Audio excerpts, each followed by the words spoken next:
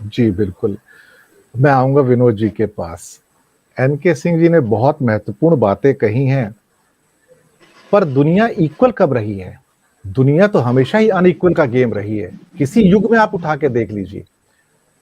एक ideal state की कल्पना हम ज़रूर करते हैं कि जहाँ पे चीज़ें उचित होंगी, अच्छी होंगी, बराबर की होंगी, पर हकीकत में ऐसा होता नहीं है। ना जनरल लाइफ में होता है, ना कॉन्टिनेंट्स के बीच में होता है, ना देशों के बीच में होता है, ना सभ्यताओं के बीच में होता है। अगर ऐसा तो फिर सभ्यताओं का आपस में जो संघर्ष चलता आया है सैकड़ों सालों से वो भी ना होता। एक महत्वपूर्ण बात कही है एनके सिंह जी ने, उसके काउंटर में एक पॉइंट आता है कि हो सकता है कि 1971 में रशिया ने हमें सपोर्ट किया, हथियार भी दिए, पर नीतियां पत्थर पे लिखी लकीर की तरह नहीं होती हैं। लकीरें भी समय के साथ बदलती हैं, समीकरण भी समय के साथ बदलते हैं। आपके कहने अपने से हित ये में ध्वनि तो नहीं निकल रही है कि समय आए तो दांव दे सकते हैं। बिल्कुल, ये भी व्यू पॉइंट कहीं न कहीं से निकल कर आ रहे हैं कि जो नीतियाँ हैं पत्थर पे लिखी लकीरें नहीं है कि हमें उनके साथ बिल्कुल किसी भी हालत में खड़ा होना है और दुनिया जब देखती है कि आज पीड़ित पीड़ित कौन है, तो लोग उनके साथ खड़े हो जाते हैं। कहीं न कहीं अब बहुत सारे विशेषज्ञ इस बात पे जोर डाल रहे हैं कि आप अपनी विदेश नीति के अंदर वो सब बदलाव लेकर आइए जिसे इस समय की जरूरत है। आप हमेशा पीछे मुड़ के उससे प्रेरणा तो ले सकते हैं, लेकिन हमेशा उससे आप गाइडेड नहीं हो सकते। विनोद जी। देखिए, आपने कहा कि नीतियां पत्थर पे लिखी हुई लकीर नहीं होती हैं, लेकिन नीतियां जो है राष्ट्रीय हित से संचालित होती है। वो पत्थर पे लिखी लकीर भले हो, लेकिन राष्ट्रीय हित जो होता है वो पत्थर पे लिखा हुआ ही होता है, वो बदलता नहीं है। और दुनिया अगर कभी इक्वल नहीं रही है तो इसका ये मतलब नहीं है कि दुनिया को इक्वल होने की तरफ बढ़ा ना जाए। आखिर बहुत सारे तमाम सारे असमानताएं और चीजें खत्म भी हुई है इसी दुनिया में। एक जमाने में अश्वेतों के प्रति कैसा व्यवहार था, उसमें बदलाव आया है, तमाम वर्ल्ड ऑर्डर बदले हैं, तो दुनिया धीरे धीरे आगे बढ़ती है सभ्य होने की तरफ, और यही इसी को मानवता कहते हैं। तो अगर हम ये मान लें कि सब सिकंदर भी ने भी हमला किया और चंगेज खान ने भी हमला किया और तमाम सारे अंपायर, ग्रेट ओटोमन अंपायर रहा, ये रहा, तो फिर जिसकी ताकत उसकी भैंस, जिसकी लाठी, उस पर चलेंगे वो। लेकिन हम अगर उसी को मान लेंगे तो फिर तो विश्व व्यवस्थाओं का कोई अस्तित्व ही नहीं रहेगा। सिंह साहब ने बड़ी अच्छी बात कही कि भाई जब संयुक्त राष्ट्र संघ बना, जो बाद में संयुक्त राष्ट्र हो गया, तो अगर क्यों बना था, वो इसीलिए तो बना था कि दुनिया एक अच्छे एक वर्ल्ड ऑर्डर की तरफ बढ़े, एक संतुलन कायम हो, झगड़े झंझट आपस में मिल बैठ के निपटाए जाए। एक विश्व व्यवस्था इसीलिए बनाई गई थी, क्योंकि हर किसी भी राजनीति के विद्वान को अगर आप पढ़े तो हर एक का अंतिम लक्ष्य है एक वैश्विक व्यवस्था बनाने का, जिसमें पूरी दुनिया जो है एक दूसरे से सहकार के साथ चले। भाई WTO इसीलिए आपका बना, आप international monetary fund, world bank, ये सारी जो वर्ल्ड के नाम पे संस्थाएं इसीलिए तो बनी है कि एक दूसरे के साथ मिलकर चले। तो इसलिए दुनिया को तो बढ़ना उसी तरफ है जिससे एक अच्छी विश्व व्यवस्था बने, यही एक कल्पना हर समझदार इंसान करता है। अब मैं बात आऊं मौजूदा संकट की तरफ कि देखिए, बिल्कुल सही बात है कि भारत की नीति क्या हो। भारत की नीति भारत के हित के हिसाब से हो और क्षेत्रीय हित के हिसाब से हो। अगर आप बिल्कुल व्यवहारिक दृष्टि से देखें, भूल जाइए, मान लीजिए 1971 का एहसान आप छोड़ दें, अगर आप व्यवहारिक आप कहते हैं पत्थर की लकीर नहीं होता, 1971 में जो हुआ सो हुआ, वो सोवियत संघ था, रूस है। लेकिन हमारी जो जियो पोलिटिकल सिचुएशन है वो क्या कहती है, हम क्या सोवियत संघ का जो दूसरा अवतार रूस है और चीन है, इनके साथ झगड़ा लेकर के 7 समंदर दूर बैठे हुए उस अमेरिका से के भरोसे अपनी नीति तय कर सकते हैं जो आज जिसने यूक्रेन को भी छोड़ दिया, जो पाकिस्तान का नहीं हुआ, किस देश का हुआ? तो आखिर आपको यह भी देखना पड़ा, आपका पूरा मिलिट्री एस्टेब्लिशमेंट रूस के आधार पर खड़ा है। आपके पड़ोस में रूस है, चीन के साथ जब भी संतुलन की बात आएगी आपको रूस के साथ जाना पड़ेगा। तो आप रूस को कैसे छोड़ सकते हैं? अगर व्यवहारिक दृष्टिकोण से आप देखें, बिल्कुल एकदम जिसको कहते हैं स्वार्थी राष्ट्रीय हित के हिसाब से, नंबर 1।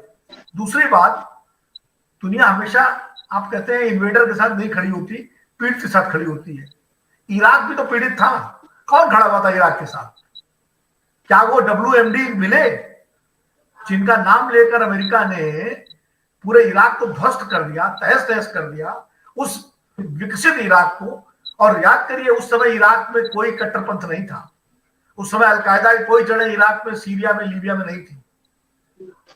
जब सद्दाम हुसैन, कद्दाफी और असद वहां शासन कर रहे थे, लेकिन आपने इराक को रौंद दिया। आपने लीबिया में कर्नल गद्दाफी को ऐसे मारा जैसे किसी स्ट्रे डॉग को मारा जाता है, एक राष्ट्राध्यक्ष को। वो तानाशाह था, क्या था ये तो आप थोड़ी तय करेंगे, तो वहां के लोग तय करेंगे ना।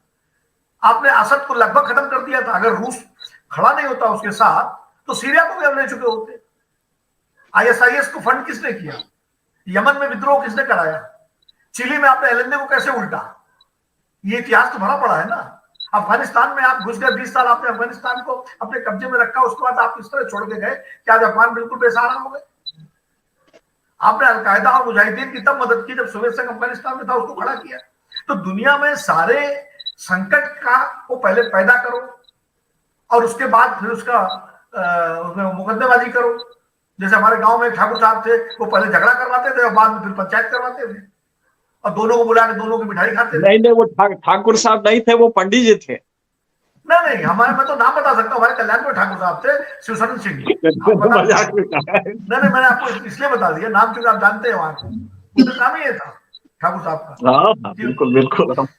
और ठाकुर साहब छोड़िए, वो पंडित जी जिनकी आप बात कर रहे हैं, जो आपके मित्र थे, वो भी यही करते थे। जो रिश्ते में हमारे बाबा लगते थे, उनका भी यही काम था। तो ये तो मतलब अमेरिका का पूरा तरीका वही है। यूक्रेन का और रूस के संबंधों का पूरा इतिहास सिंह साहब ने बता दिया, उसको दोहराने की जरूरत नहीं है। लेकिन 1991 में जब सोवियत संघ का विघटन हुआ था, तो यही तो तय हुआ था भाई। जब शीत युद्ध खत्म हो गया, सोवियत ब्लॉक खत्म हो गया, वार्सा पैक्ट खत्म हो गया, नॉन अलाइंड मूवमेंट, इसलिए उसकी तिलांजलि दे दी गई कि जब अलाइनमेंट का कोई गुंजाइश नहीं, नॉन अलाइंड की क्या जरूरत है? तो नेटो की क्या जरूरत थी भाई? और नेटो की जरूरत ही नहीं, नेटो को आप एक्सपेंड कर रहे हैं। क्या जरूरत है नेटो की? जब दुनिया में हथियारों की होड़ खत्म करने की बात हो रही है, तो आप नेटो को एक्सपेंड कर रहे हैं और आप बिल्कुल रूस के मुहाने तक पहुंच गए। तो कहीं ना कहीं आखिर एक विराम तो लगाना पड़ेगा। दीवार तक आप किसी को धकेल देंगे तो, और इसीलिए मैं कहता हूं कि यूक्रेन के राष्ट्रपति ने, मैं उनके क्रेडेंशियल्स में नहीं जाता कि उनकी पृष्ठभूमि क्या थी, तो राष्ट्रपति थे, इलेक्टेड थे, लेकिन उन्होंने अगर कूटनीति से काम लिया होता, जिसको एक स्टेट्समैनशिप कहते हैं, तो ये नौबत नहीं आती। उनको एक संतुलन बना के रखना चाहिए था सोवियत संघ और रूस और अमेरिका के बीच में, वेस्ट के बीच में। लेकिन वो तो बिल्कुल उस तरह हो गए। तो लेकिन हमले को कहीं हम जायज नहीं ठहराते हैं, लेकिन जहां तक भारत सरकार की नीति है, भारत सरकार को एक सार्थक हस्तक्षेप करना चाहिए था। लेकिन कैसे करते? जो एक ले दे करके एक नॉन अलाइंड मूवमेंट, एक ब्लॉक जो बना था, जो हस्तक्षेप करता था अपने हिसाब से, वो तो आपने खत्म कर दिया। हमारे मतलब जिसके नेता तो हम ही थे, भारत ही था। हमारे माननीय प्रधानमंत्री जी ने उसको बिल्कुल इररिलेवेंट कर दिया, सार्क इररिलेवेंट हो गया। तो जो क्षेत्रीय जो समूह थे, तो थोड़ा बहुत अपनी आवाज उठा सकते थे, आज नेपाल अमेरिका के पक्ष में मतदान कर रहा है। आपके सार्क समूह का एक बड़ा सदस्य है, आपका पड़ोसी है, वो अमेरिका के पक्ष में वोट डाल रहा है।